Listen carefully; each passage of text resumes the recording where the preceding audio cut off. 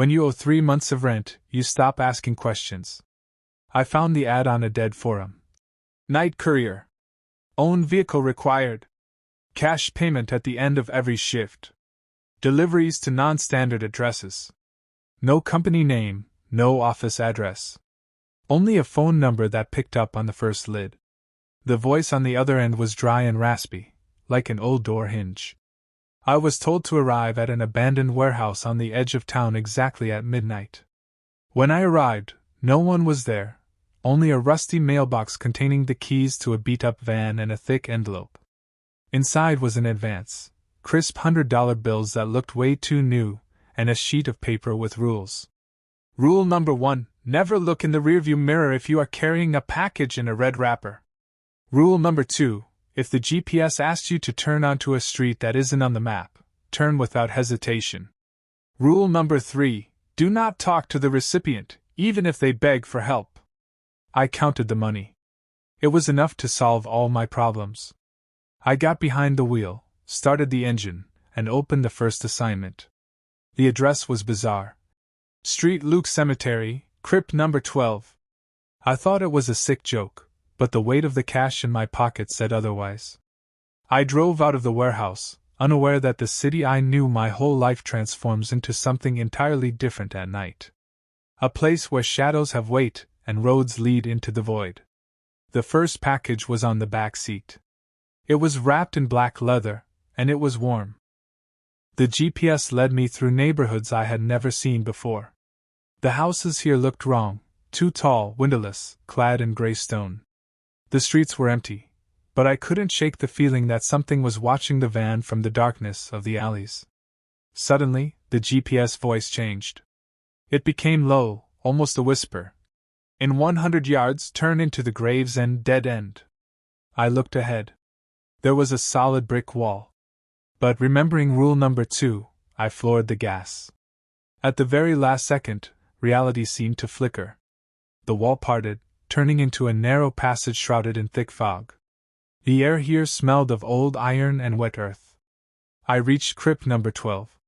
The door was slightly ajar. According to the rules, I was supposed to leave the package and go. But a sound came from inside.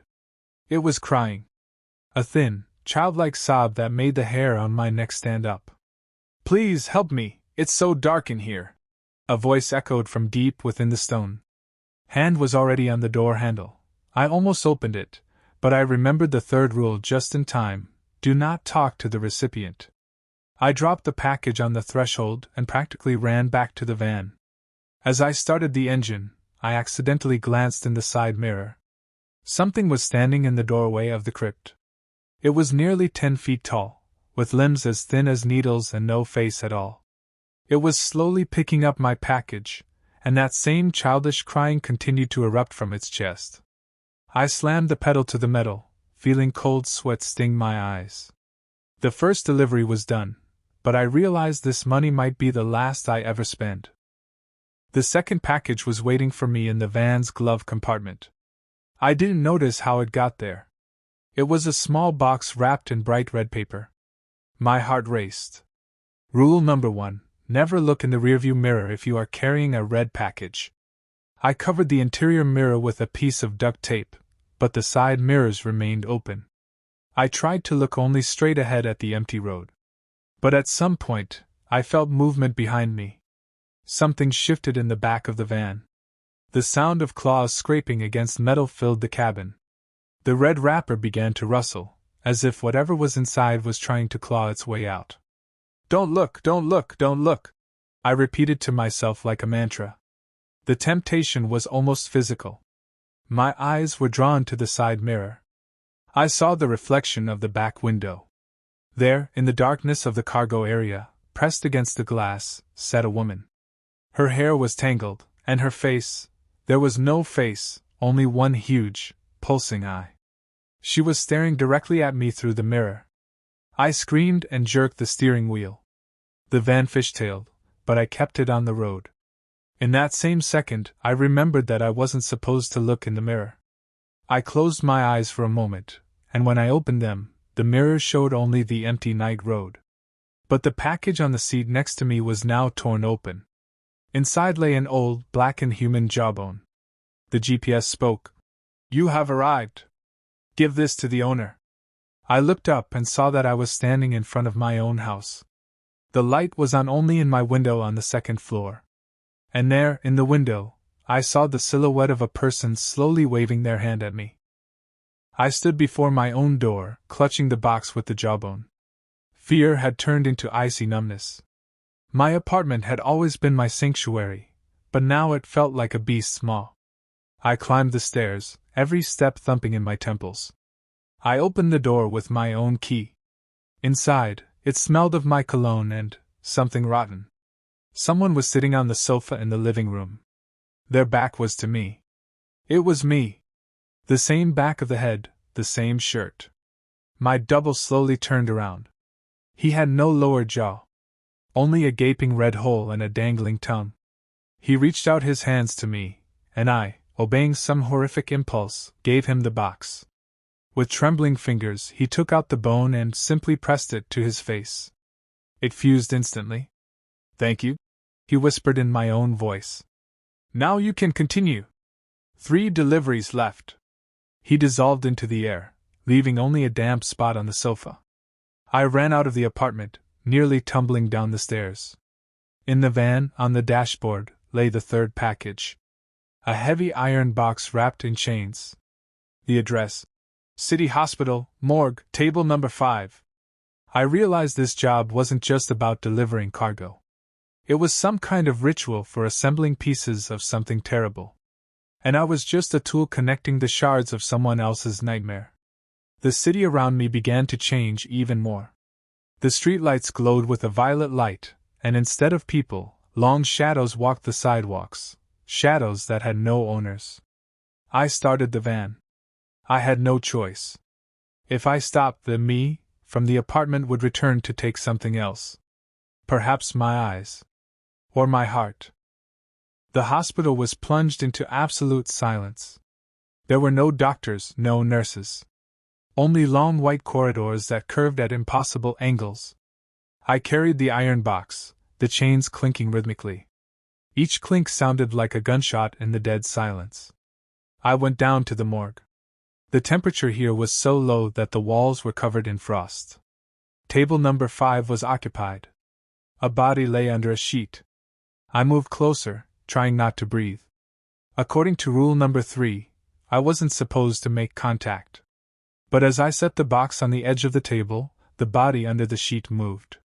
A hand, pale and bluish, snaked out from under the fabric and gripped my sleeve. "Please stop them, they are taking us apart," came a raspy whisper. It was the voice of an old man, a neighbor who had died a week ago.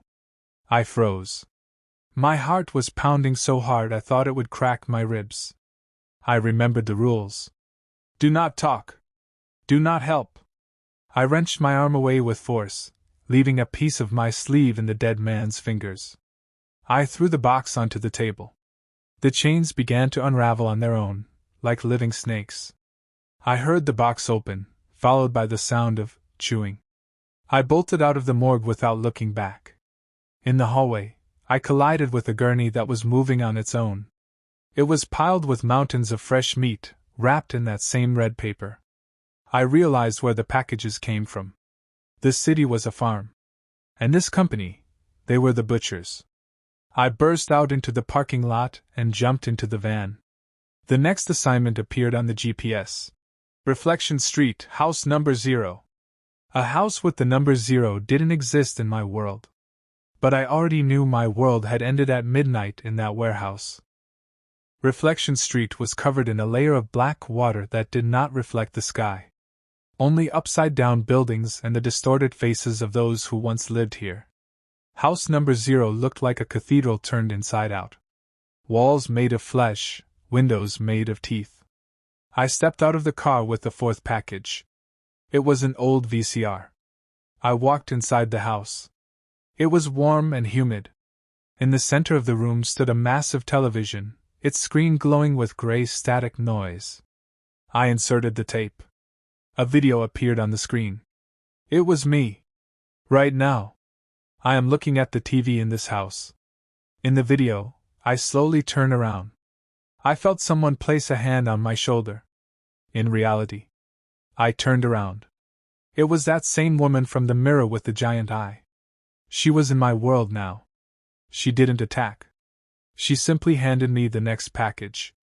It was an envelope with my name on it. "The last delivery," she whispered. "Take this to the beginning." I realized that the beginning was that very warehouse. The circle was closing. I took the envelope and felt that it weighed nothing.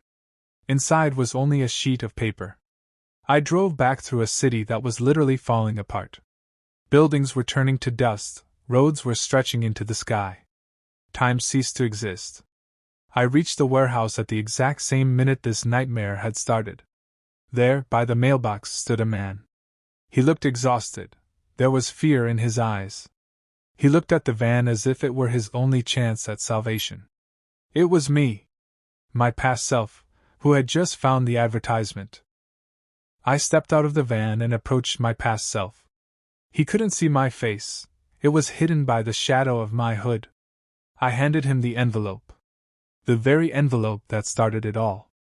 In that moment, I understood everything. There is no company. There are no clients. There is only an endless cycle of pain where you deliver parts of yourself from the past to the future so that monsters can feed on your fear forever. "Run!" I wanted to scream. "Drop it and run!" But my voice was gone. Instead of words, only a dry rasp escaped my mouth, that same voice I had heard on the phone at the start of the shift. I had become the dispatcher. I had become part of the system. I watched as my double took the money, as he got into the van, as he started the engine. I saw the hope in his eyes, and it was the most horrific thing of all. I knew his every next move. I knew how he would cry in the crypt, how he would tremble before the television. Now I had to wait here, at this warehouse, until he returned to take my place, and I could, what? Disappear? Or become one of those thin-limbed creatures? I looked at my hands. My fingers were lengthening, my skin was turning gray and cold. My eyes began to merge into one large, pulsing pupil. The city around the warehouse began to rebuild itself, taking on its normal appearance, but for me, it would forever remain a stage set in a theater of shadows. Years or seconds passed, I stopped counting. The van returned. A man stepped out. He was pale, his clothes stained with blood. He approached me and handed over the final envelope. I took it, and in that same second, all my memories of a human life flared up and died. I was no longer a courier. I was the master of the warehouse. I opened the envelope. Inside was a list of new names. Hundreds of people who were desperate, who were looking for work, who were ready for anything. I walked over to the phone and dialed the first number. "Hello?" answered a young, trembling voice on the other end. I smiled, though I no longer had lips. "Night courier. Own transport. Cash payment," I said, and my voice echoed through all the empty streets of this cursed city. The delivery continues.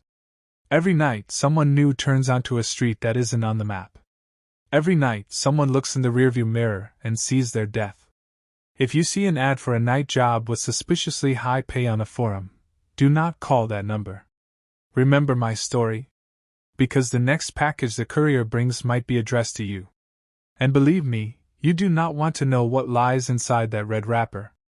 The knock on your door is not just a sound. It is the beginning of your eternal shift.